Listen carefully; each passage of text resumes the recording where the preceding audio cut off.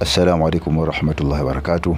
Alhamdulillahi rabbil alamin, wassalatu wassalamu ala rasulillahi sallallahu alaihi wasallam, amma ba'd. Enyi ndugu zangu Waislamu, baada ya shukrani, leo nawaletea hadithi hii an Abi al-Abbas Sahal ibn Sa'd as-Sa'idi radhiyallahu anhu, kutoka Abu al-Abbas na Sahal ibn Sa'd as-Sa'idi, Allah muyaradhi, qala, amesema sahaba huyu, jaa rajul ila nabii sallallahu alaihi wasallam faqal, alikuja mtu mmoja kwa mtume sallallahu alaihi wasallam. Mtu yule akasema, ya Rasulullah, ewe mjumbe wa Allah, dullani ala amalin, nijulisha mimi amali ambayo idha amiltuhu, nitakapoifanya, ahabbani Allah, ahabbani Allahu, Allah atanipenda, wa ahabbani nasu, na watu watanipenda. Faqala, akajibu mtume, izhad fi dunya yuhibbuka Allah, ipenyongo dunia, Allah atakupenda. Maana yake utruku fi dunia ma la yanfauka fil akhirah, yaache hapa duniani yale ambayo hayatakupa manufaa kule akhira. Hiyo ndio maana ya kuipa nyongo ama kuipa mgongo dunia. Wazhad fima inda nasi, na vipe mgongo, vipe nyongo vile ambavyo viko kwa watu, yuhibbuka nasu, watu watakupenda. Hadithun hasanun rawahu Ibn Majah wa ghayruhu biasanida hasana.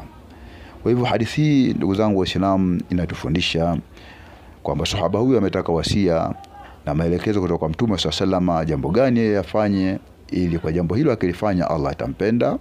Jibu lake likawa kwamba yeye aaje kushughulika na yale mambo ambayo hayatamnufaisha kule akhira.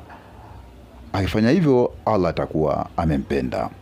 Lakini kadhalika aache, avipe mgongo vitu ambavyo viko kwa watu, aache kutamani na kuvihitaji vitu vya watu. Akifanya hivyo watu watampenda.